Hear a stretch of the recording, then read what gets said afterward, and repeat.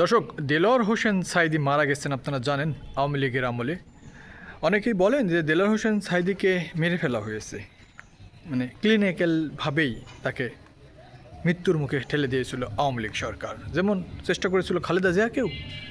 অনেক অভিযোগ ছিল।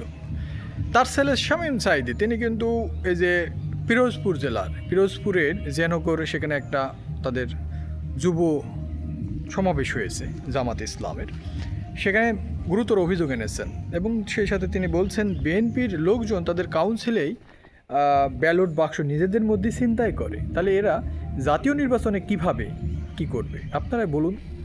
সেই সাথে সাথে বলছেন যারা ভোট বর্জন করছে, এই ইউনিভার্সিটির ভোটগুলোকে নিয়ে তিনি ব্যঙ্গ বিদ্রুপ করে কিছু বলেছেন যে ভোট যারা বর্জন করছে এরা নির্বাচন বর্জন না করে নিজেদের চরিত্রের খারাপ দিকগুলো বর্জন করুন, তাহলেই ভালো হবে। মানুষের কাছে যান, মানুষ কী চায়, মানুষ কী বুঝে, মানুষের ভালোবাসা অর্জন করুন, তাহলে আর ভোট বর্জন করা লাগবে না।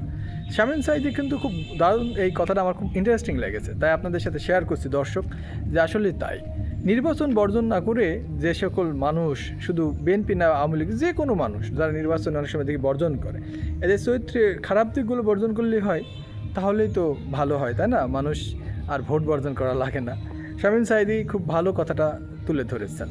তো যাই হোক, এই হচ্ছে ব্যাপার। আর সেই সাথে তিনি যে দাবিটা করেছেন যে আগামী ইলেকশন পেয়ার পদ্ধতিতে চাই, যাতে নমোনয়ন এবং কমিশন যে বাণিজ্যগুলো হয়ে থাকে ভোটের সময়, সেগুলো যাতে কালো টাকার খেলাটা যাতে বন্ধ হয়, এই কথাই তিনি বলছেন। শামীম সাঈদীর এই কথায় খুব আলোড়ন তৈরি হয়েছে সোশ্যাল মিডিয়ায়। দেখা যাক আগামীতে এই ধরনের কথার অন্য কোনো প্রভাব সৃষ্টি হয় কি রাজনীতি অঙ্গনে। দেখা হবে নতুন ভিডিওতে। যারা অবশ্যই চ্যানেলে নতুন এসেছেন সাবস্ক্রাইব করে দেবেন, লাইক কমেন্ট শেয়ার করতে ভুলবেন না। সুস্বাস্থ্য কামনা করি সব থাকুন নিরাপদে, এই প্রত্যাশায়।